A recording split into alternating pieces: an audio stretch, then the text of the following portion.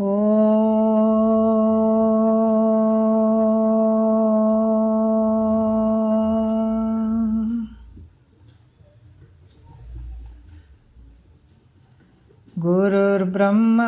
ಗುರುರ್ವಿಷ್ಣು ಗುರುರ್ದೇವೋ ಮಹೇಶ್ವರಃ ಗುರು ಸಾಕ್ಷಾತ್ ಪರಬ್ರಹ್ಮ ತಸ್ಮೈ ಶ್ರೀ ಗುರವೇ ನಮಃ. ಧ್ಯಾನ ಮೂಲೋ ಗುರುಮೂರ್ತಿ ಪೂಜ್ಯ ಮೂಲೋ ಗುರುಪಾದ ಮಂತ್ರ ಮೂಲೋ ಗುರುವಾಕ್ಯ ಮುಕ್ತಿ ಮೂಲೋ ಗುರುಕೃಪಃ.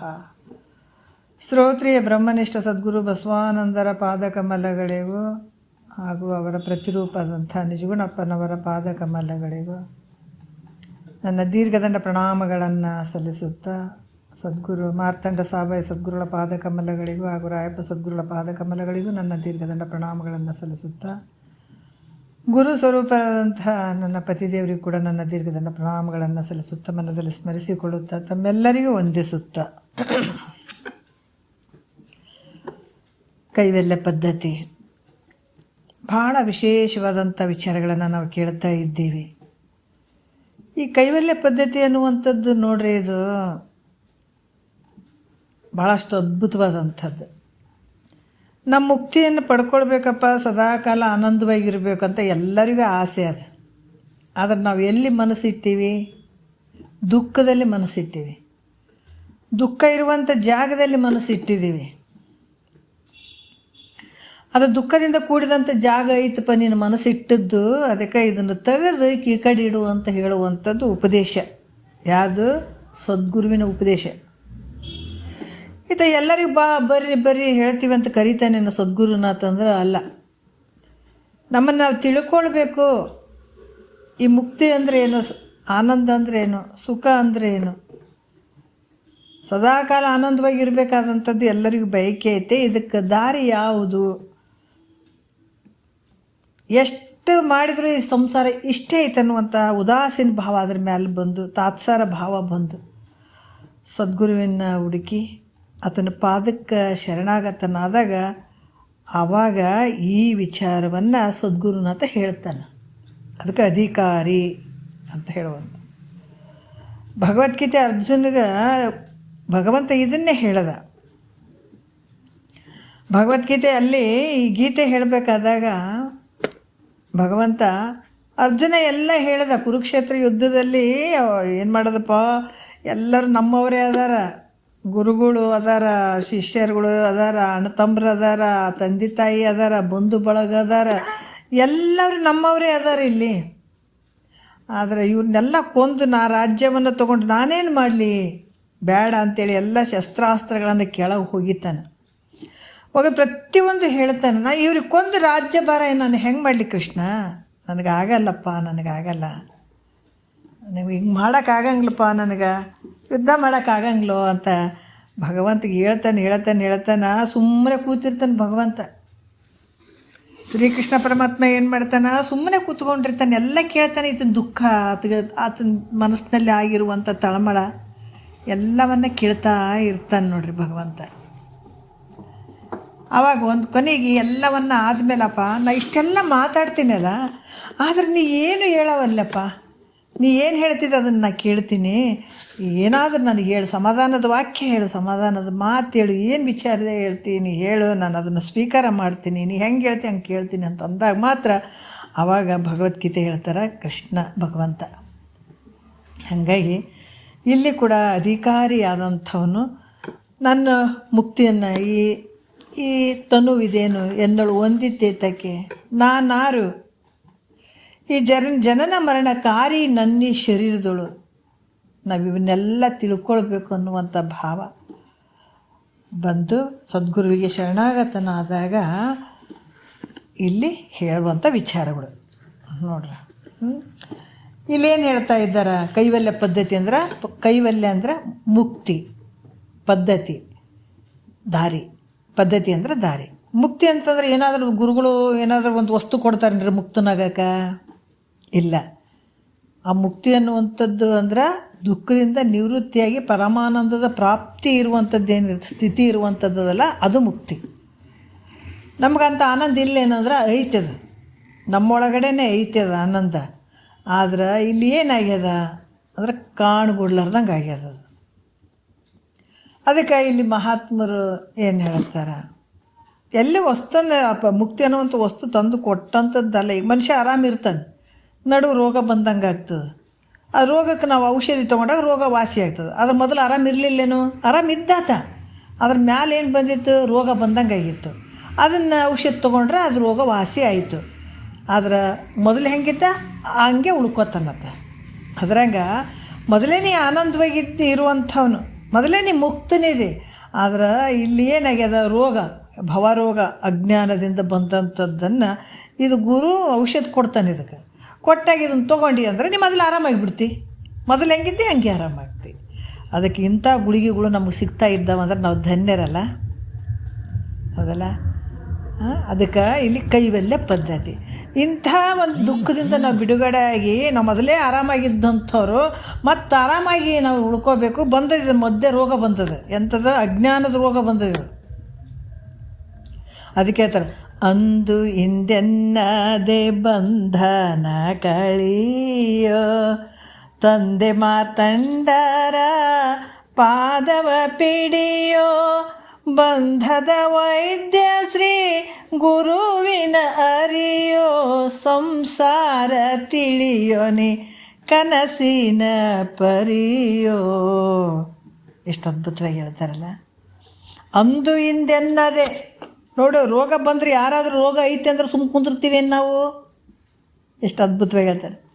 ನಮ್ಗೆ ರೋಗ ಇಂಥದ್ದು ಐತೆ ಅಂದರೆ ಇವತ್ತು ಕುಂದಿರ್ತೀವೇನು? ಒಂದು ಕ್ಷಣ ಕುಂದ್ರಂಗಿಲ್ಲ. ಡಾಕ್ಟ್ರ್ ಎಲ್ಲದಾರ ಹುಡುಕಬೇಕು, ಯಾವುದು ಟ್ರೀಟ್ಮೆಂಟ್ ತೊಗೊಂಡ್ರೆ ಆಗ್ತದೋ, ಏನು ತೊಗೊಂಡ್ರೆ ಆರಾಮಾಗ್ತದೋ. ಒಟ್ಟಿನಲ್ಲಿ ಈ ರೋಗದಿಂದ ಬಿಡುಗಡೆ ಆಗ್ಬೇಕು ಅನ್ನುವಂಥದ್ದೇ ನಮ್ಗೆ ತಲೆಗೆ ಹೊಕ್ಕೊಂಡ್ಬಿಡ್ತದೆ ಯಾವಾಗ ರೋಗ ಗೊತ್ತಾಯ್ತಂದಾಗ.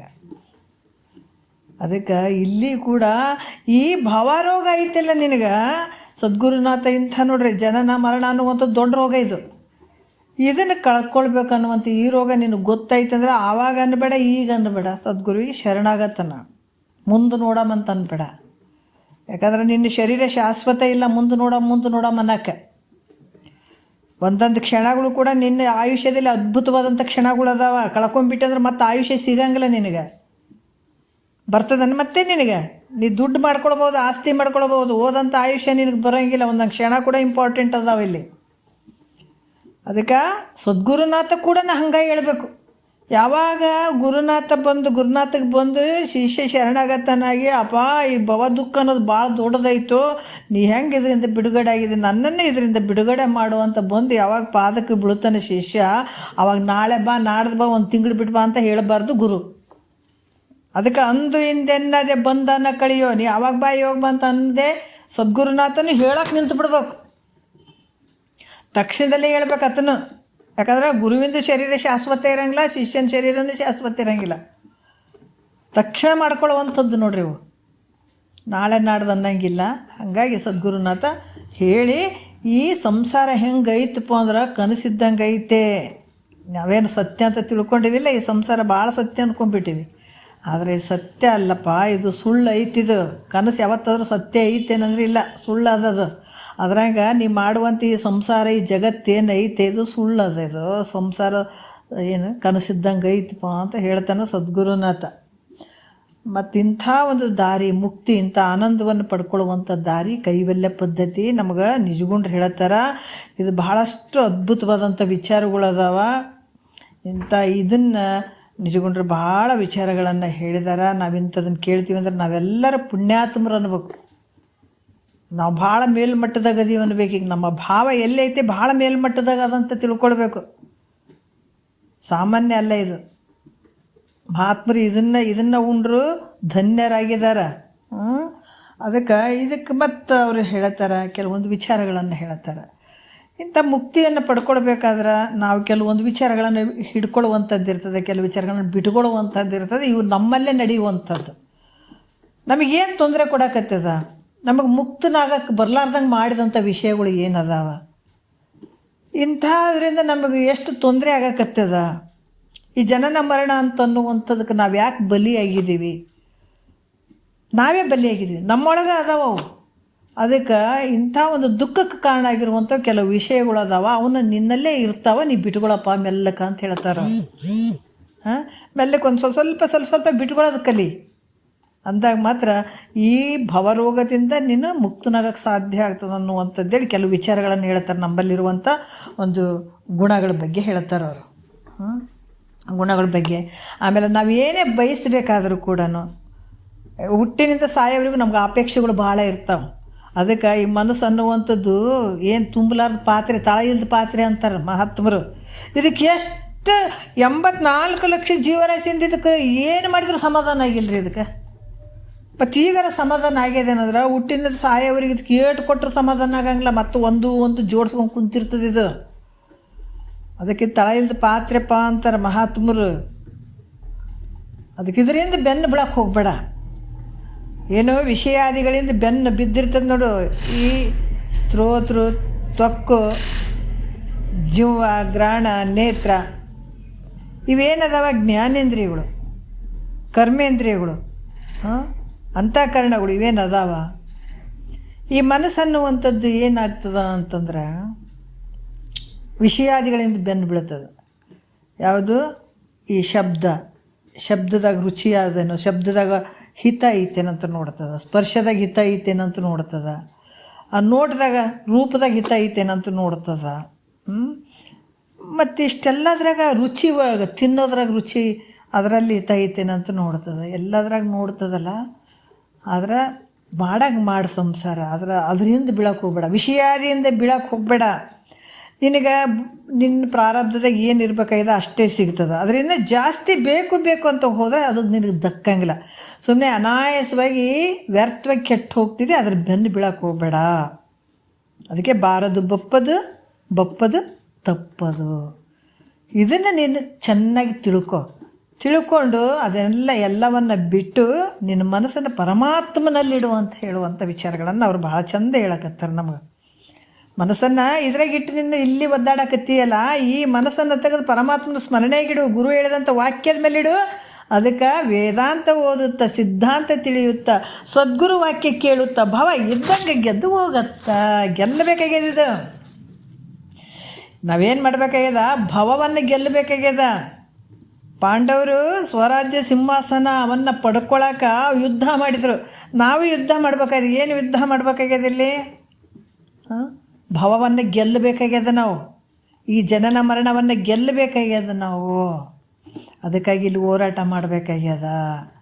ಅದಕ್ಕೆ ಮಹಾತ್ಮರು ಅದಕ್ಕೆ ಏನೇನು ಮಾಡಬೇಕು, ಯಾವುದನ್ನು ನಾವು ಬಿಡಬೇಕನ್ನುವಂಥ ಕೆಲವು ವಿಚಾರಗಳನ್ನು ಅವ್ರು ಹೇಳ್ತಾ ಇದ್ದಾರೆ. 7ನೇ ಪದ ಕೈವಲ್ಯ ಪದ್ಧತಿ ಒಳಗೆ 7ನೇ ಪದ ಶುರುವಾಗ್ಯದಲ್ಲ. ಮುಂದೆ ನೋಡೋಣ. ನೋಡಿ ಬಲ್ಲವರು ಸುಖ ಭೋಗದಳಿಯಾಸೆ ಒಡಗೂಡಿ ಕೆಡದಿರಿ, ಭಾಗ್ಯವಿಲ್ಲದಾಗದು ಬಿಡದೆ ಮಾಡಿ ಅದರಿಂದ ಶಿವಧರ್ಮ ರತಿಯೇ ಬೇರೆ ಬೇಡ ಬಹು ಕೋಟಲೆಗಳು ಅಂತ ಹೇಳ್ತಾರೆ. ಅದ್ಭುತವಾಗಿ ಹೇಳ್ತಾರೆ. ಯಾಕಂದ್ರೆ ಇಲ್ಲಿ ಕೂಡ ಏನು ಹೇಳ್ತಾರೆ? ನೋಡಿ ಬಲ್ಲವರು ಸುಖ ಭೋಗದಳಿಯಾಸೆ ಒಡಗೂಡಿ ಕೆಡದಿರಿ, ಭಾಗ್ಯವಿಲ್ಲದಾಗೋದು. ನೋಡು, ಸುಖ ಭೋಗ ಏನು ಐತಲ್ಲ, ಸುಖ ಬೇಕಂತ ಈ ಭೋಗದ ಅಪೇಕ್ಷೆ ಉಳ್ಳಂಥವ್ರು ಅದು ಕ್ಷಣಿಕವಾಗಿರುವಂಥದ್ದು. ನೀ ಲೋಕದಲ್ಲಿ ಆನಂದಗಳನ್ನು ಬಯಸ್ತೀಯಲ್ಲ, ಏನು ಭೋಗಾದಿ ವಸ್ತುಗಳನ್ನು ಇದನ್ನೆಲ್ಲ ಬಯಸ್ತೀಯಲ್ಲ, ಇವೆಲ್ಲ ಕ್ಷಣಿಕ ಇರುವಂಥದ್ದು. ಅದಕ್ಕೆ ಅದನ್ನು ನೀವು ಬಯಸಬೇಡ, ಅದರಿಂದ ಬೀಳಕ್ಕೆ ಹೋಗಬೇಡ. ಅದಕ್ಕೆ ಕೆಡದಿರಿ. ನಿಮಗೇನು ಬರಬೇಕಾದ್ರೂ ಕೂಡ ಏನು ಹೇಳ್ತಾರ? ಭಾಗ್ಯವಿಲ್ಲದಾಗದು. ಅಂದ್ರೆ ನಿಮ್ಗೆ ಆ ಭಾಗ್ಯ ಪುಣ್ಯ ಇರಬೇಕು ನಿಮ್ಗೆ. ನೋಡ್ರಿ, ಪುಣ್ಯ ಇದ್ದಾಗ ಅವೆಲ್ಲ ಭೋಗದು ಸಿಗ್ತಾವೆ, ಇಲ್ಲಾಂದರೆ ಇಲ್ಲ. ನಾವು ಪ್ರಾಕ್ಟಿಕಲ್ಲಾಗಿ ನಮ್ಮ ವಿಚಾರಗಳನ್ನು ನಾವು ಮಾಡಿದಾಗ ಲೌಕಿಕದಲ್ಲಿ ಭಾಳಷ್ಟು ದೊಡ್ಡ ಶ್ರೀಮಂತರಾಗಬೇಕಂತ ಎಲ್ಲರಿಗೂ ಆಸೆ ಇರ್ತದೆ. ಭಾರತದೊಳಗೆ ನಂಬರ್ 1 ಶ್ರೀಮಂತರು, ನಂಬರ್ 2 ಶ್ರೀಮಂತರು ಅಂತ ಎಷ್ಟೋ ಅದಾರಲ್ಲ. ನಾವು ನಂಬರ್ 1 ಆಗ್ಬೇಕಂತಿರ್ತದೆ. ಎಲ್ಲರೂ ಆಗಕ್ಕೆ ಸಾಧ್ಯ ಐತೇನು? ಇಲ್ಲಲ್ಲ, ಎಲ್ಲರಿಗೆ ಸಾಧ್ಯ ಆಗಂಗಿಲ್ಲ. ಯಾಕೆ ಆಗಂಗಿಲ್ಲ ಅಂದ್ರೆ ಹಂಗೆ ಬರೋಂಗಿಲ್ಲ. ಅದು ನಿನಗೆ ಏಟಿರ್ತದೆ ಅಟ್ಟೆ ಬರೋದದು. ನೀನು ಏಟು ಮಾಡಿದರೂ ಕೂಡ ಹಂಗೆ ಬರೋದಲ್ಲ ಅದು. ಅದಕ್ಕೆ ಮಹಾತ್ಮರು ಅದರಿಂದ ಬೀಳಕ್ಕೆ ಹೋಗ್ಬೇಡ. ಬಿದ್ದಿ ಅಂದ್ರೆ ನಿನಗೆ ಕಷ್ಟ ಆಗ್ತದಪ್ಪ ಅಂತ ಹೇಳ್ತಾರೆ ಅವರು. ಅದಕ್ಕೆ ಅದು ಮಾಡೋದು ಬಿಟ್ಟುಬಿಡು. ನೀ ಪ್ರಯತ್ನ ಮಾಡು, ಸಂಸಾರದಲ್ಲಿ ಏನು ಮಾಡ್ತೀವಿ ಮಾಡು. ಅದರ ಬರೋದು ಅದಕ್ಕೆ ಫಲ ಸಿಗುವಂಥದ್ದು ನಿನ್ನ ಭಾಗ್ಯ ನಿನ್ನ ಪುಣ್ಯದ ಫಲದಿಂದ ಸಿಗ್ತದೆ. ಅದಕ್ಕೆ ಅದನ್ನು ಬಿಟ್ಟು ನಿನ್ನ ಶಿವಧರ್ಮ ರತಿ ಏನಂದರೆ ಶಿವನಲ್ಲಿ ಭಕ್ತಿಯನ್ನು ಮಾಡು ಅಂದಾಗ ನಿನಗೆ ಭಾಳಷ್ಟು ಯೋಗ್ಯ ಆಗ್ತದಪ್ಪ ಅಂತ ಹೇಳ್ತಾರೆ ಅವರು. ನಿನ್ನೆ ವಿಷಯದಲ್ಲಿ ಕೆಲವು 1ನೇ ನುಡಿಯಲ್ಲಿ ಕೆಲವು ವಿಚಾರಗಳು ಬಂದುವು. ಅದರಲ್ಲಿ ಒಂದು ಸ್ವಲ್ಪ ನುಡಿಗಳನ್ನು ನಾವು ನೋಡಬೇಕಾಗ್ತದೆ. ಏನು ಹೇಳತ್ತಾರ, ಪುಣ್ಯ ವಿನಃ ಫಲಿಸದೇ ಇರ್ತಕ್ಕಂಥವು ಯಾವುದು ಅಂದ್ರೆ ಕುಲ, ಜಾತಿ, ರೂಪು, ಯೌವನ, ಗಾಡಿ, ಗರುವತನ, ಬಲು ಪರಾಕ್ರಮ, ಬಂಧು ಜನರು, ಒಲುಮೆ, ನಿಪುಣತ್ವ, ಛಲ, ನೀತಿ, ವಿದ್ಯೆ, ವಿನಯಾಲಾಪ, ಶಾಸ್ತ್ರ, ಕವಿತಾ ರಚನೆ, ಕುಶಲಗಳು, ಸಲೆ, ಶೌಚ, ಕೃಷಿ, ಸೇವೆ, ಯಾಚನೆ, ಅಲಂಕಾರ, ಗೆಲ್ಲುವ ಅಮಲ ಗುಣ, ವಾದ, ವಶ್ಯ, ಮಣಿ, ಮಂತ್ರತತಿ, ಫಲಿಸಲರಿಯುವು, ಪುಣ್ಯದ ಅನುಕೂಲಮಿಲ್ಲದಿರೆ ತನಗೆ ಮನವೆಳಿಸಿದಂತೆ ಅಂತ ಹೇಳ್ತಾರೆ ನೋಡ್ರಿ ಅವರು. ಭಾಳ ಅದ್ಭುತವಾಗಿ ಹೇಳ್ತಾರೆ. ಏನು ಹೇಳ್ತಾರೆ, ಇವೆಲ್ಲ ಸಿಗ್ಬೇಕಾದ್ರೆ ನಿನಗೆ ಪುಣ್ಯದ ಫಲ ಅಂತ ನಿನ್ನೆ ವಿಚಾರದಲ್ಲಿ ಕೆಲವು ವಿಷಯಗಳು ಬಂದು. ಅಮಲಗುಣ ಅಂದರೆ ಪವಿತ್ರವಾದಂಥ ಗುಣ. ಈ ನುಡಿಯಲ್ಲಿ ಅಮಲಗುಣ ನಿನ್ನೆ ಕೆಲವು ವಿಚಾರಗಳು ಬಂದಾವ. ಇದು ಸ್ವಲ್ಪ ಮುಂದಿಡ್ಕೊಂಡು ಹೋಗ್ಬಿಡೋಣ. ಇಂದಿನ ವಿಚಾರದಲ್ಲಿ ಕೂಡ ಭಾಳಷ್ಟು ಹೇಳಿದ್ದಾರೆ. ಹೇಳಿ ನಂತರ ಅಲಂಕಾರ, ಆಮೇಲೆ ಗೆಲುವು, ಇವೆಲ್ಲ ಬರಬೇಕಾದ್ರೆ ಪುಣ್ಯದ ಫಲ. ಮತ್ತು ಅಮಲ ಗುಣ ಅಂತಂದ್ರೆ ಪವಿತ್ರವಾದ ಗುಣ ಬರಬೇಕಾದ್ರೂ ಕೂಡ. ಯಾಕಂದ್ರೆ ಜಗತ್ತಿನ ಜನರಿಂದ ಸ್ತುತಿ ಮಾಡಿಸಿಕೊಳ್ಳಿಕ್ಕೆ ಯೋಗ್ಯವಾದಂಥ ಗುಣಗಳು ಬರಬೇಕಾದ್ರೂ ಕೂಡ ಪೂರ್ವಜನ್ಮದ ಪುಣ್ಯ ಅಂತ ಕೂಡ ಹೇಳ್ತಾರೆ. ಇದು ಪುಣ್ಯವಿಲ್ಲದಂತೆ ಇಂಥ ಪವಿತ್ರ ಗುಣ ಎಂದು ಬರೋಂಗಿಲ್ಲ ಇಂದಿನ ಜನ್ಮದ. ಅದಕ್ಕೆ ಮಹಾತ್ಮರು ಹೇಳ್ತಾರೆ, ಹಂಗೆ ಸಾಯ್ಬೇಡ್ರು ಅಂತಾರೆ. ಯಾಕೆ ಹೇಳ್ತಾರೆ ಅಂದ್ರೆ, ನೀ ಏನು ಒಳ್ಳೆ ಕೆಲಸ ಮಾಡ್ತೀವಿ ನಿನಗೆ ಅದು ಸುಖ ಕೊಡ್ತದಪ್ಪ. ನಿನ್ನ ಬಳಿ ಎಷ್ಟು ಒಳ್ಳೆ ಗುಣಗಳನ್ನು ಇಟ್ಕೊಂಡು ಸಾಧು ಸತ್ಪುರುಷರ ಸಂಘ ಮಾಡ್ತಿದ್ದಿ, ಆ ವಾಕ್ಯಗಳನ್ನು ಕೇಳ್ತಿದ್ದಿ, ಪುಣ್ಯದ ಕೆಲಸಗಳನ್ನು ಮಾಡ್ತಿದ್ದಿ, ಇವೆಲ್ಲ ನಿನಗೆ ಸಿಗ್ತದೆ. ಅದರ ಫಲಗಳು ತುಂಬ ಸಿಗ್ತಾವಪ್ಪ. ಅದಕ್ಕೆ ಸುಮ್ಮನೆ ಕಾಲವನ್ನು ಕಳೆದು ಸಾವುದು ಉಚಿತವೇ ಅಂತಾರೆ ಅವ್ರು. ಸುಮ್ಮನೆ ಸತ್ತು ಹೋಗ್ಬೇಡ. ಮಾನವ ಶರೀರ ತೊಗೊಂಡು ಬಂದಿದ್ದೆ, ಸುಮ್ಮನೆ ಸತ್ತು ಹೋಗ್ಬೇಡಪ್ಪ. ಇದು ಸ್ವಲ್ಪ ಕೆಲಸ ಮಾಡ್ಕೊ ಅಂತಾರೆ ಅವರು. ಹಂಗೆ ಹೋಗ್ಬೇಡ, ಎಷ್ಟು ಮಾಡ್ಕೊಳ್ತೀವಿ ಇದು ನಿನಗೆ ಆದಂತ ಹೇಳ್ತಾರೆ ಅವರು. ಅದಕ್ಕೆ ನಿಜಗೊಂಡ್ರೆ ಭಾಳ ಎಚ್ಚರಿಕೆ ಕೊಡ್ತಾರೆ. ಅನಿಮಿತ್ತ ಅರಿಗಳೆನಿಪ ಕಾಮಾದಿಗಳಿಗಾಗಿ ತನ್ನುವ ಅನೇಕವನ್ನು ಕೊಟ್ಟೆ ಭವಭವಂಗಳಲ್ಲಿ ಅಂತ ಹೇಳ್ಯಾರವರು. ಅದಕ್ಕೆ ಈ ಶರೀರ ಎಚ್ಚರಿಕೆ ಕೊಡ್ತಾರೆ ನಮ್ಗೆ. ಈ ಶರೀರ ಹಂಗೆ ಕಳೆದು ಹೋಗ್ಬೇಡ್ರು. ಹೆಂಡ್ತಿ ಮಕ್ಕಳು ಸಂಸಾರ ಅಂತ ಇದನ್ನು ಕಳ್ಕೊಂಡು ಹೋಗ್ಬೇಡ್ರಿ. ಇದು ಮತ್ತೆ ಇನ್ನೊಂದು ಸಲ ಸಿಗಂಗಿಲ್ಲ. ಇದೇ ಹೆಂಡ್ತಿ ಮಕ್ಕಳು ನಿನಗೆ ಮುಂದೆ ಯಮಧರ್ಮನ ಕೈಗೆ ಬಿಡಿಸ್ತಾರೇನು ಬಂದು, ಹೌದಲ್ಲ? ಅದಕ್ಕೆ ಸತಿ ಪುತ್ರರು ಎನ್ನವರೆಂದು ನೆಚ್ಚಿರುವೆ, ಮರಣ ಕಾಲದಿ ನಿನ್ನ ಹಿಂದೆ ಬಹರೆ, ಇರುವ ದ್ರವ್ಯವೆಲ್ಲವನ್ನು ಕೊಟ್ಟು ಕಳಿಸುವರೆ, ಯಮಪುರದ ಬಾಧೆನು ಬಂದು ಬಿಡಿಸಿಕೊಂಬುವರೆ ಅಂತ ಹೇಳ್ತಾರ. ಅಪ್ಪ, ಇದನ್ನೇನು ಮಾಡದೇ ಇದ್ರೆ ಯಮಧರ್ಮನ ಕೈಗೆ ತುತ್ತಾಗ್ತಿದ್ದೀವಿ. ಒಡ್ಕೊಂತ ಹೋಗ್ತಾನ, ಒದ್ಕೊಂತ ಹೋಗ್ತಾನೆ ನಿನಗೆ. ಇವ್ರನ್ನೇನು ನಂಬಿ ನೀನೇನು ಇಷ್ಟೆಲ್ಲ ಮಾಡ್ತೀಯಲ್ಲ ಸಂಸಾರ, ಇವ್ರ ಮೇಲೆ, ಈ ಸಂಸಾರದ ಮೇಲೆ ಎಲ್ಲವನ್ನು ಮೋಹ ಇಟ್ಟಿರ್ತೀವಿ ನಿನ್ನ ಶರೀರವನ್ನು ಹಿಡ್ಕೊಂಡು, ಅದಲ್ಲ? ಅಷ್ಟೆಲ್ಲ ಮಾಡಿ ಕೊನೆಗೆ ಏನು ಮಾಡ್ತೀವಿ, ಎಲ್ಲವನ್ನು ಬಿಟ್ಟು ಹೋಗ್ಬೇಕಾದಾಗ ಯಮಧರ್ಮ. ಅದಕ್ಕೆ ಯಮನ ದೂತರು ಬಂದು ಎದೆಗೊದ್ದೊಯ್ಯುವಾಗ ಏನೆಂದು ನಾ ಹೇಳಲಿ,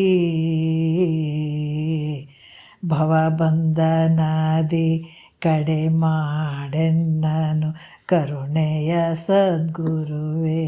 ಎಷ್ಟು ಅದ್ಭುತವಾಗಿ ಹೇಳ್ತಾರಲ್ಲ. ಅದಕ್ಕೆ ಹಿಂಗೆ ಮಹಾತ್ಮರು ಹೇಳ್ತಾರೆ, ಸುಮ್ಮನೆ ಕಾಲ ಕಳಿಬೇಡ್ರಪ್ಪ. ಕಳೆದ್ರೆ ಏನಾಗ್ತದಂದ್ರೆ ಭಾಳ ಕಷ್ಟ ಅದು ನೋಡಿ ನಿನಗೆ ಮುಂದೆ. ಆಯ್ತಪ್ಪ, ಈ ಶರೀರವಾದಗಳನ್ನೇ ನಾನು ಏನಿಲ್ಲ ಹಿಂಗೆ ಬಿದ್ದುಬಿಡ್ತೀನಿ, ಆ ಶರೀರವಾದ ಮೇಲೆ ಮುಗಿತು, ನನಗೆ ಜನ್ಮ ಇಲ್ಲ ಅಂತ ಅಂದ್ಕೊಂಡ್ರೇನು? ಈ ಶರೀರ ಬರ್ತದಂತ ಮೊದಲು ನಿಮಗೆ ಗೊತ್ತಿತ್ತೇನು? ಇದೇ ಅಪ್ಪ ಅಮ್ಮ ಆಗ್ತಾರೆ, ಇದೇ ಬಂಧು ಬಳಗ ಇರ್ತಾರೆ, ಇದೇ ಮಕ್ಕಳಾಗ್ತಾರೆ ಅಂತ ನಿನಗೆ ಇಂದು ಗೊತ್ತಿತ್ತೇನು? ಇವೆಲ್ಲ ಅಚಾನಕ್ ಸಿಕ್ಕವಿಲ್ಲ ನಿನಗೆ. ಭೂಮಿಗೆ ಬಂದಿದ್ದಿ, ಕಣ್ಣು ತೆಗ್ದಿದ್ದಿ, ಅಪ್ಪ ಅಮ್ಮ ಇವರೇ ಅಂತ ಅಂದ್ಕೊತಿದ್ದಿ, ಬಂಧು ಬಳಗ ಇವರೇ. ಯಾಕಂದ್ರೆ ಮೊದಲು ಏನಾದ್ರು ಅಪ್ಲಿಕೇಶನ್ ಹಾಕ್ಕೊಂಡಿದ್ದೇನು? ಇಲ್ಲ, ಅಚಾನಕ್ ಬಂದಿದ್ದಿ. ನಿನ್ನ ಪಾಪ ಪುಣ್ಯ ನಿನ್ನ ಅನುಸಾರವಾಗಿ, ಕರ್ಮಕ್ಕನುಸಾರವಾಗಿ ಇಲ್ಲ ಅಪ್ಪ ಅಮ್ಮ ಸಿಕ್ಕರು. ಯಾಕಂದರೆ ಇದೆಲ್ಲ ಹಿಂದಿನ ಜನ್ಮದಿಂದ ಬಂದಂಥದ್ದು, ಇದು ಬಳ್ಳಿ ಇದು ಅಲ್ಲ, ಇದು ಕ್ರಮವಾಗಿ ಬರ್ತದೆ. ಅದಕ್ಕೆ ಮಹಾತ್ಮರು ಹೇಳ್ತಾರೆ, ಇಲ್ಲಿ ಯಾರು ನಿನಗೆ ಇಲ್ಲಿ ನಾನು ಅನ್ನೋರಂತ ಯಾರನ್ನ ನೀನು ಗುತ್ತಿಗಿಡಂಗಿಲ್ಲ. ಇಂದು ಭಾಳಷ್ಟು ಹೆಂಡತಿ ಮಕ್ಕಳು ಸಂಸಾರ ಶರೀರಗಳನ್ನು ಮನಾರು ಬಿಟ್ಟು ಬಂದಿದ್ದು ನೀನು. ಇಂದು ಭಾಳ ಬಿಟ್ಟು ಬಂದವ ನೀನು. ಮತ್ತು ಈಗ ಇದು ಕೂಡ ಬಿಟ್ಟು ಹೋಗವನೆ, ಎಲ್ಲನೂ ಬಿಟ್ಟು ಹೋಗವನೆ. ಮತ್ತು ಮುಂದಾದ್ರೆ ಇದೇ ಹೆಂಡತಿ ಮಕ್ಕಳು ಎಲ್ಲರೂ ಬಂದು ನಮ್ಮ ಅಪ್ಪ ಇಟ್ಟು ಗಳಿಸ್ಯಾನ, ನಮ್ಮ ಅವು ಇಟ್ಟು ಗಳಿಸ್ಯಾಳ, ಹೊಡಿಬೇಡಪ್ಪ ಅಂತೇಳಿ ಯಮಧರ್ಮಿಗೆ ಹೇಳ್ತಾರನಂದ್ರೆ ಹೇಳಂಗಿಲ್ಲ ಅವರು. ಆಯ್ತು, ಅವ್ರು ಯಾರೋ ನೀನು ಯಾರು, ಶರೀರ ಬಿದ್ದ ತಕ್ಷಣ ಒಯ್ಯಿದೆ ಅಂದರೆ ನೀನು ಮತ್ತೆ ನಿನ್ನ ಪಾಪ ಪುಣ್ಯಕ್ಕೆ ಅನುಸಾರವಾಗಿ ನೀನು ಏನು ಒಳ್ಳೆ ಕೆಲಸ ಮಾಡಿದೆ ಅಂದರೆ ಒಳ್ಳೆ ಶರೀರ ಸಿಗ್ತದೆ, ಮತ್ತು ಸ್ವರ್ಗಾದಿ ಭೋಗಗಳನ್ನು ಅನುಭವಿಸ್ಬೇಕಾಗ್ತದೆ. ಮತ್ತು ತಿರ್ಗಾ ಚಂದ ಮಾಡಿದ್ರೆ ಪುಣ್ಯದ ಕೆಲಸಗಳನ್ನು ಮಾಡಿದ್ರೆ, ಪಾಪದ ಕೆಲಸ ಮಾಡಿದ್ರೆ ಮತ್ತು ನರಕಕ್ಕೆ ಹೋಗೋದು, ಒಡೆಯೋದು. ಪಾಪದ ಕೆಲಸ ಅಂದ್ರೆ ಮತ್ತು ಒಡೆಯೋದು ಬಡಿಯೋದು ಅದು ಪಾಪ ಅಂತಲ್ಲ. ಯಾವಾಗ ತಾಯಿ ಗರ್ಭದೊಳಗೆ ನೀ ಭಾಷೆ ಕೊಟ್ಟು ಬಂದಿದ್ದಿ, ತಾಯಿ ಗರ್ಭದ ನಾವು ಅದನ್ನು ಮರಿಬಾರ್ದು, ಯಾವತ್ತೂ ಮರಿಬಾರ್ದು. ಇದನ್ನು ತಲೆಗೆ ಇಟ್ಕೊಳ್ಬೇಕು. ಭಾಷೆ ಕೊಟ್ಟು ಬಂದವರು ಈ ಭೂಮಿಗೆ ಸುಮ್ಮನೆ ಬಂದವರಲ್ಲ ನಾವು. ತಾಯಿ ಹೊಟ್ಟೆಯಲ್ಲಿ ಪರಮಾತ್ಮಗ ನಾನು ಹೋಗಿ ನಿನ್ನನ್ನು ತಿಳ್ಕೊಳ್ತೀನಪ್ಪ, ನಿನ್ನ ಕೃಪೆ ಪಡ್ಕೊಳ್ತೀನಿ, ನಿನ್ನನ್ನು ಒಲಿಸ್ತೀನಿ, ನಾನು ಮೊದಲು ಹೊರಗೆ ಹಾಕು ಅಂತೇಳಿ ಕೇಸಿ ಪರಮಾತ್ಮಗೆ ಭಾಷೆ ಕೊಟ್ಟು ಹೊರಗೆ ಬಂದಂಥದ್ದಿದು. ಅಂದಿದ್ದು ಮರ್ತದಂತಂದ್ರೆ ಇದೇ ಪಾಪ, ದೊಡ್ಡ ಪಾಪ ಇದು. ಯಾವಾಗ ಭಗವಂತನ ತಿಳ್ಕೊಳ್ಳಾರ್ದ, ನಾನು ಯಾರಿದ್ದೀನಿ ಅಂತ ತಿಳ್ಕೊಳ್ಳಾರ್ದ ಪರಮಾತ್ಮಗೆ ಮೆಚ್ಚೋ ಕೆಲಸ ಮಾಡದೇ ಇರುವಂಥದ್ದು ಪಾಪದ ಕೆಲಸ ಇದು. ಇದು ಯಾರು ಮಾಡಂಗಿಲ್ಲ, ಅವ್ರು ನೇರವಾಗಿ ನರಕಕ್ಕೆ. ಮತ್ತು ಎಲ್ಲೂ ಜಾಗಿರಂಗಿಲ್ಲ, ನೇರ ನರಕಕ್ಕೆ ಹೋಗ್ಬೇಕಾಗ್ತದ. ಅದಕ್ಕೆ ಮಹಾತ್ಮರು ಎಚ್ಚರಿಕೆ ಕೊಡ್ತಾರೆ, ಸುಮ್ಮನೆ ಹಂಗೆ ಸಾಯಬೇಡ್ರಿ, ಎಚ್ಚರಿಕೆ. ಇದು ಕೆಲಸ ಐತಿ ನೋಡು. ಮಾನವ ಶರೀರ ಬಂದದ್ದು ನೀ ಏನು ಮಾಡ್ಕೊತಿದ್ದೆ ಅದು ಉಳಿತದೆ ನಿನಗೆ. ಎಂಥ ಒಳ್ಳೆ ಕೆಲಸ ಮಾಡ್ಕೊಂಡ್ರೆ ಒಳ್ಳೆ ಶರೀರ ಬರ್ತದೆ, ಮುಂದೆ ಚಲೋ ಇರ್ತದೆ ನಿನಗೆ. ಮುಂದೆ ಯಾರು ನೋಡ್ರಿ ಮತ್ತೆ ಯಾಕ್ರಿ ಅದನ್ನ ಹಂಗಂತಲ್ಲ. ಯಾಕೆ ಈಗ ಮುಂದೆ ಕೊಡಿ, ಈಗ ನೋಡಕತ್ತಿದ್ದಿಲ್ಲ ಅವ್ರು ಎಷ್ಟು ಚಂದ ಅದಾರ, ಇವ್ರು ಎಷ್ಟು ಚಂದ ಅದಾರ, ಮತ್ತು ಇನ್ನು ಹಿಂಗೆ ಮಾಡ್ಕೊತ ಹೋದ್ರೆ ನೀನು ಮುಂದೆ ಯಾವಾಗ ನೀನು ಸುಖದಿಂದ ಇರತ್ತ. ನೀನು ಸುಖ ಆಗಬೇಕಾಗಿತ್ತು ಅಂದ್ರೆ ಹಂಗೆ ಸಾಯಿಬೇಡ, ಇದು ಶರೀರವನ್ನು ಸಾಯಿ ಬಿಡಬೇಡಪ್ಪ, ಮಾಡ್ಕೊ. ಅದಕ್ಕೆ ಇಲ್ಲಿ ಕೂಡ ಅದು ಸಿಗಬೇಕಾಗಿತ್ತು. ಅದ್ರ ಬೆನ್ನು ಹತ್ತಕ್ಕೆ ಹೋಗಬೇಡ, ವಿಷಯಗಳು ಬೆನ್ನು ಹತ್ತಕ್ಕೆ ಹೋಗ್ಬೇಡಪ್ಪ. ಅವು ನಿನಗೆ ಸಿಗಂಗಿಲ್ಲ, ಬರದೇ ಇದ್ರೆ ಬರೋದೇ ಇಲ್ಲ. ನಿನಗೆ ಏಟು ಬೆನ್ನು ಹತ್ತಿದ್ರು ಕೂಡ ಅದು ಬರೋಂಗಿಲ್ಲ. ಆದ್ರೆ ಅದು ಭಾಗ್ಯನೇ, ಹಿಂದಿನ ಜನ್ಮದ ಪುಣ್ಯನೇ ಬೇಕಾಗ್ತದೆ.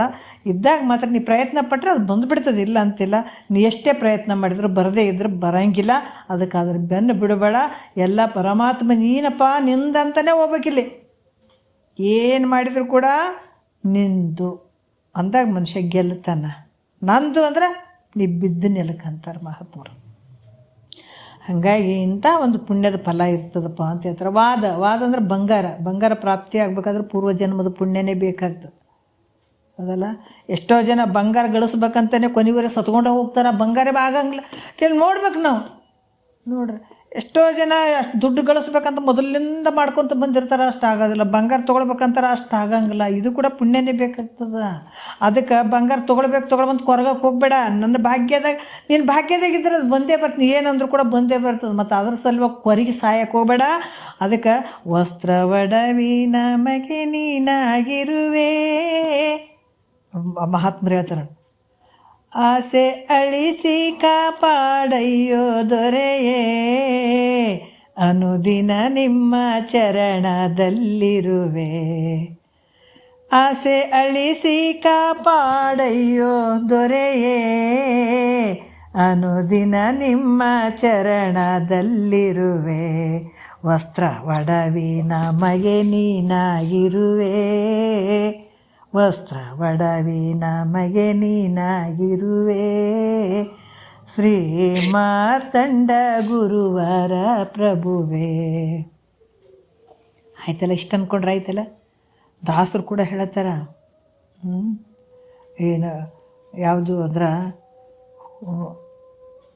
ಹುಟ್ಟಿಸಿದ ತಾಯಿ ತಂದೆ ಇಷ್ಟ ಮಿತ್ರನು ನೀನು, ಅಷ್ಟ ಬಂಧು ಸರ್ವ ಬಳಗವು ನೀನು, ಪೆಟ್ಟಿಗೆಯೊಳಗಿನ ಅಷ್ಟಭರಣ ನೀನು, ಪೆಟ್ಟಿಗೆಯೊಳಗಿನ ಅಷ್ಟಭರಣ ನೀನು, ಶ್ರೇಷ್ಠ ಮೂರ್ತಿ ಕೃಷ್ಣ ನೀನಿರೋ ತನಕ.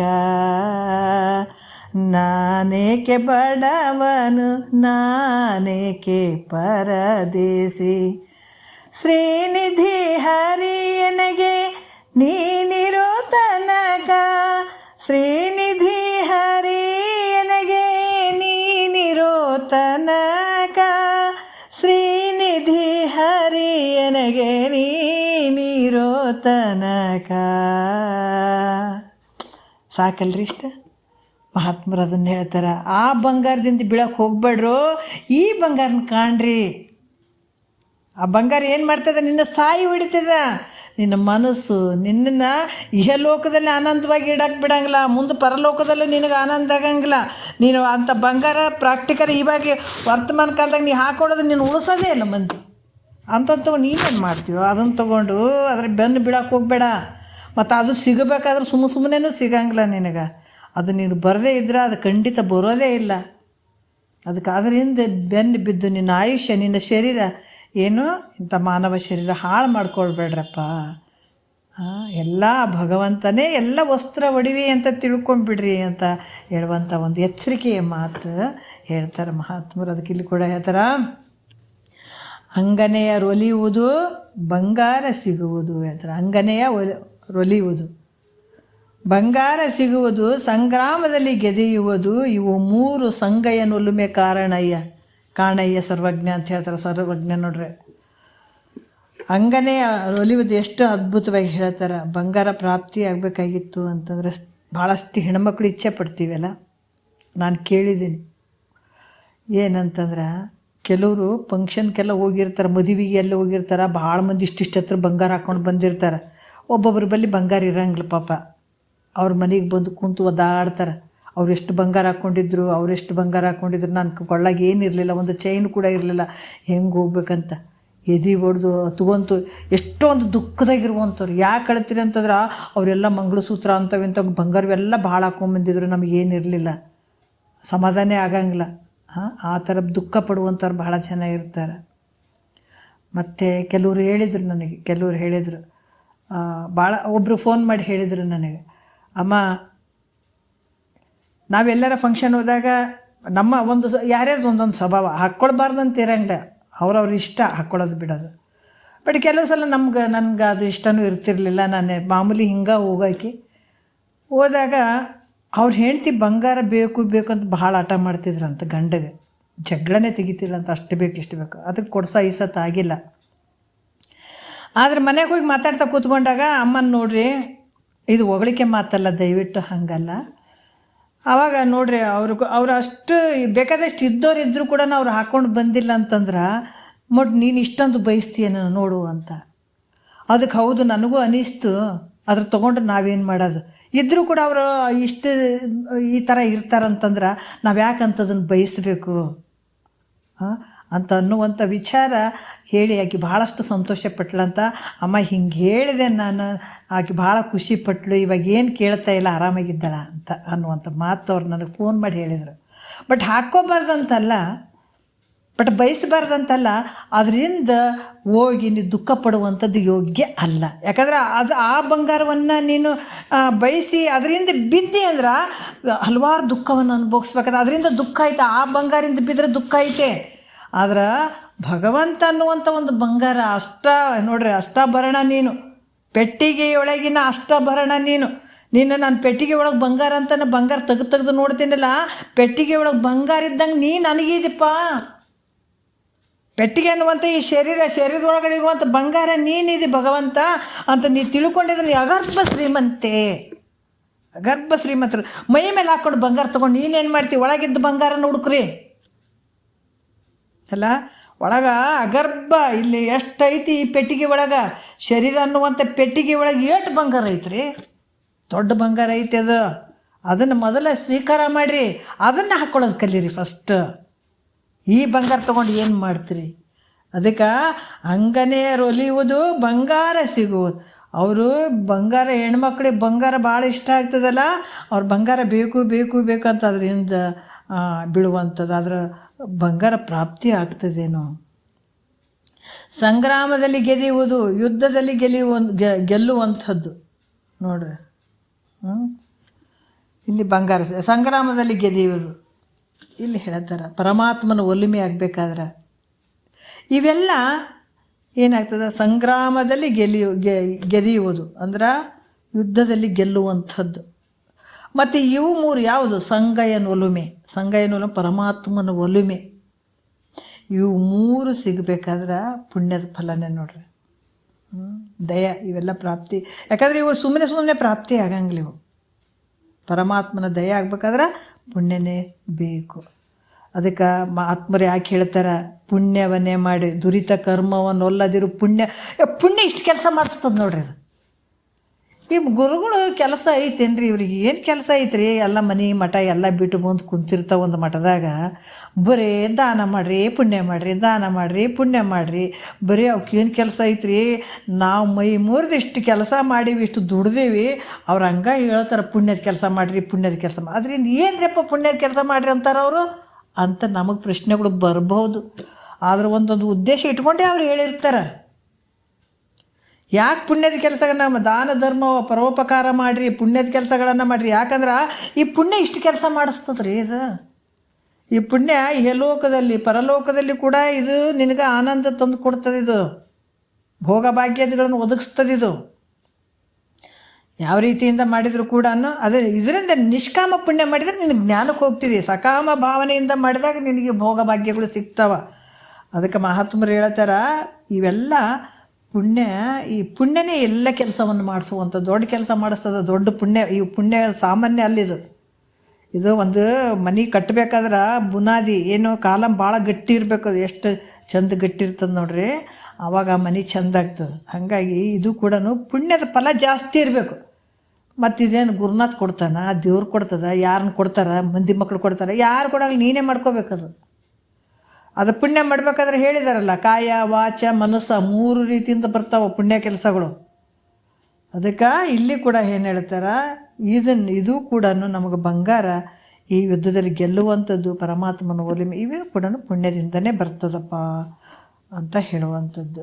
ಮತ್ತು ವಶ, ಈ ಸ್ತ್ರೀ ವಶ, ಧನವಶ, ರಾಜ್ಯ ವಶ ಇವು ಪ್ರಾಪ್ತಿಯಾಗಬೇಕಾದ್ರೆ ಪೂರ್ವದ ಪುಣ್ಯ ಬೇಕು. ಈ ಸ್ತ್ರೀ ವಶ ಆಗಬೇಕಾದ್ರೆ ಕೂಡ, ಈ ಧನ ದುಡ್ಡು ಸಂಪತ್ತು ನಮಗೆ ಬರಬೇಕಾದ್ರೆ, ಈ ವಶ ಇದೆಲ್ಲ ಒಂದು ಅಧಿಕಾರತ್ವ ನಮಗೆ ಬರಬೇಕಾಗಿತ್ತು ಅಂದರೆ ಇದನ್ನು ಪುಣ್ಯನೇ ಬೇಕಾಗ್ತದೆ. ಮತ್ತು ವಜ್ರ ರತ್ನಗಳು ಸಮೂಹ ಇವೆಲ್ಲ ಪ್ರಾಪ್ತಿಯಾಗಬೇಕಾದ್ರೆ ವಜ್ರ ಮತ್ತು ರತ್ನಗಳು ಇವೆಲ್ಲ ನಮಗೆ ಸಿಗಬೇಕಾದ್ರೆ, ಯಾಕಂದ್ರೆ ದೊಡ್ಡ ದೊಡ್ಡ ರಾಜರುಗಳಲ್ಲಿ ಇರ್ತಾವೆ, ದೊಡ್ಡ ಶ್ರೀಮಂತರ ಬಲ್ಲಿ ಇರ್ತಾವೆ, ಕೋಟ್ಯಾಧಿಪತಿ ಇದ್ದಂಥವ್ರಲ್ಲಿ ಇರ್ತಾವೆ.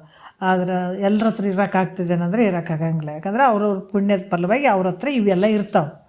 ಅದಕ್ಕೆ ಅವ್ರ ಹತ್ರ ಅದಾವಂತ ನೀ ಕುಂದ್ರೋದು ಬೇಕಾಗಿಲ್ಲ. ಯಾಕಂದ್ರೆ ಅವ್ರ ಪುಣ್ಯ ಅದ ಮಾಡಿದಾರೆ, ನಿನಗೆ ಇಲ್ಲಲ್ಲ, ಮತ್ತು ನೀ ಮುಂದಲ್ದು ಮಾಡ್ಕೋ. ಈಗ ಏನಾಗ್ಯದ ಅದರಿಂದ ಬಂದು ಬೀಳಬೇಡಪ್ಪ, ಭಗವಂತನ ಸ್ಮರಣೆ ಮಾಡು, ಸಿಗ್ತದೆ ನಿನಗೆಲ್ಲ ಅಂತ ಹೇಳ್ತಾರೆ ಅವರು. ಮತ್ತು ಮಂತ್ರತತಿ ಅಂತಂದ್ರೆ ಈ ಮಂತ್ರಗಳ ಒಂದು ಸಮೂಹ ಸಿದ್ಧಿ ಆಗಬೇಕಾದ್ರೆ ಕೂಡ ಅದು ಪೂರ್ವ ಜನ್ಮದ ಪುಣ್ಯ ಬೇಕಾಗ್ತದೆ. ಮತ್ತು ಮೇಲೆ ಇವೆಲ್ಲವೂ ತನ್ನ ಮನಸ್ಸಿಗೆ ಬಂದಂತೆ ಇಲ್ಲಿ ಸಿಗಬೇಕಾದ್ರೆ ನನಗೇನು ಅಂದ್ಕೊಳ್ತೀನಿ ಅವೆಲ್ಲನೂ ಸಿಗಬೇಕು ಅಂತಂದ್ರೆ ಸುಮ್ಮನೆ ಸಿಗಂಗಿಲ್ಲ, ಅರ್ಥ ಮಾಡ್ಕೋಬೇಕು.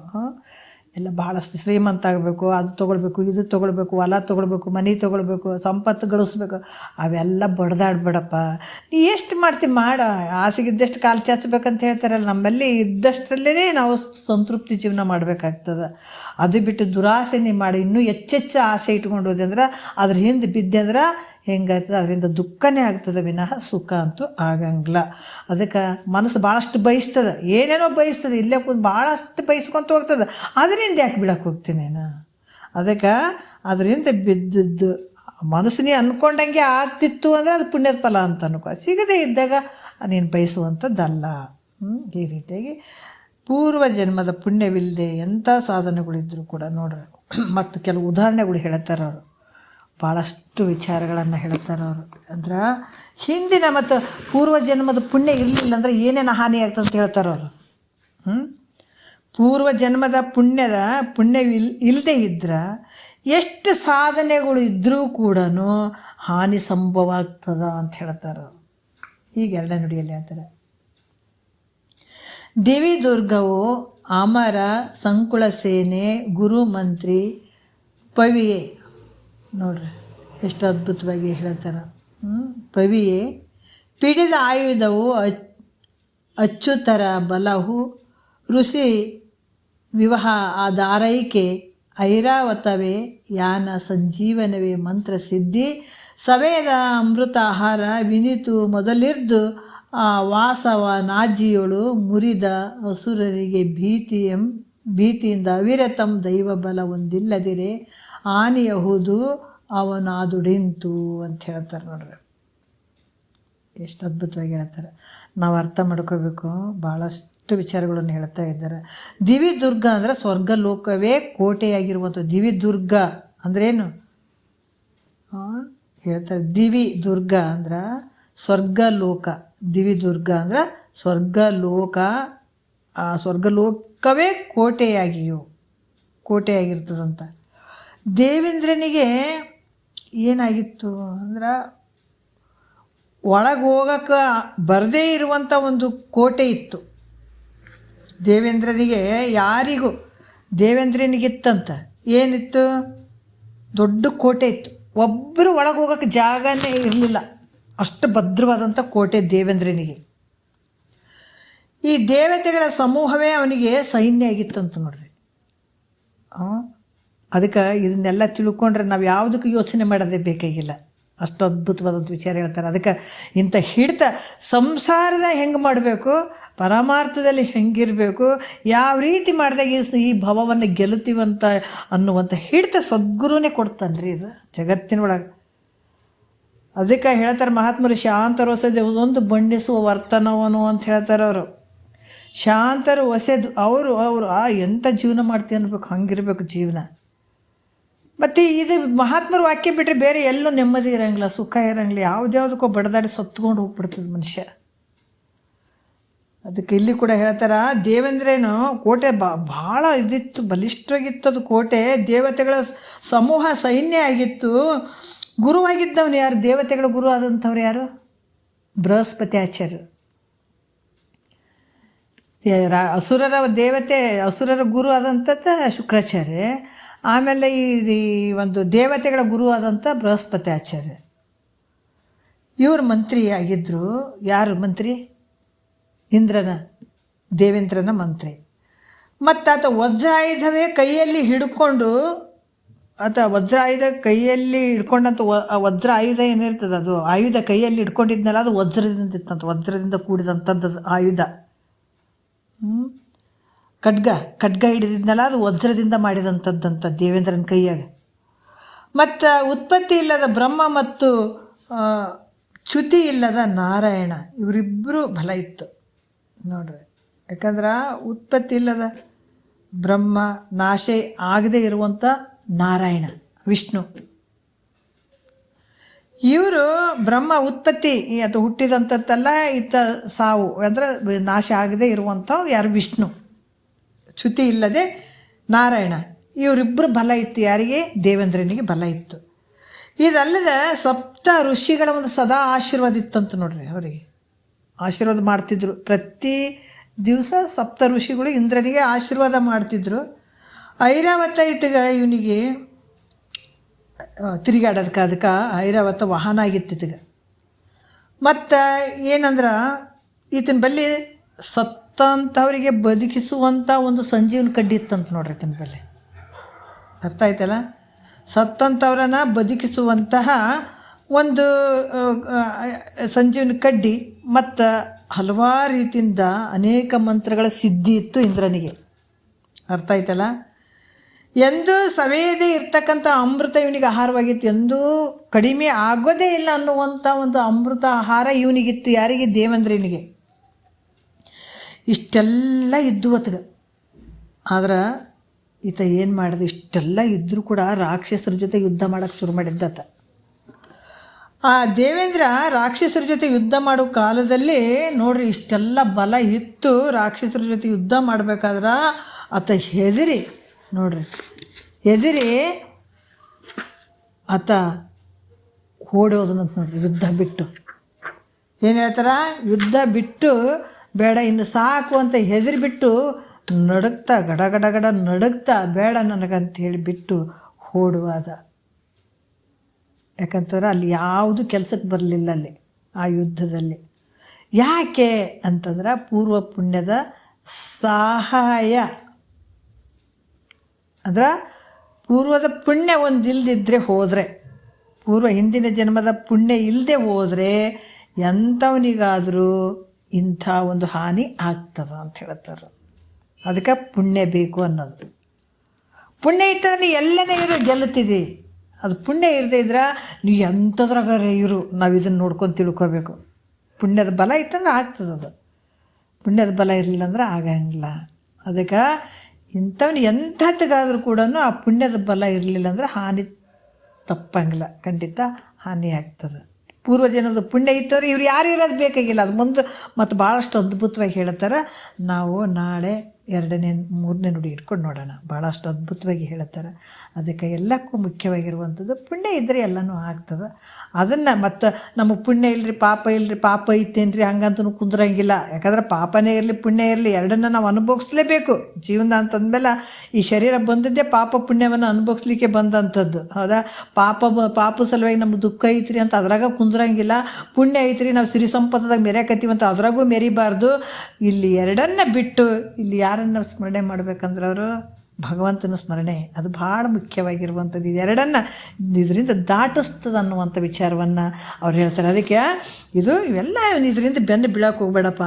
ಇದು ಪೂರ್ವ ಜನ್ಮದ ಪುಣ್ಯ ಇದ್ರೆ ಬರ್ತದೆ, ಇಲ್ಲಾಂದರೆ ಇಲ್ಲ ಅಂತಲೇ ಆನಂದವಾಗಿರೋ ಭಗವಂತನ ಸ್ಮರಣೆ ಮಾಡು ಅನ್ನುವಂಥ ಒಂದು ಧೈರ್ಯ ಬಲ ಸದ್ಗುರುನಾಥ ನಮಗೆ ಕೊಡ್ತಾನೆ. ನೋಡೋಣ ಮುಂದೆ ಏನೇನು ಹೇಳ್ತಾರೆ ನಾಳೆ ನೋಡೋಣ. ಒಂದೆರಡು ಮಾತು ಗುರುಗಳ ಪಾದಕ್ಕೆ ಅರ್ಪಿಸಿ ಹರಾವು.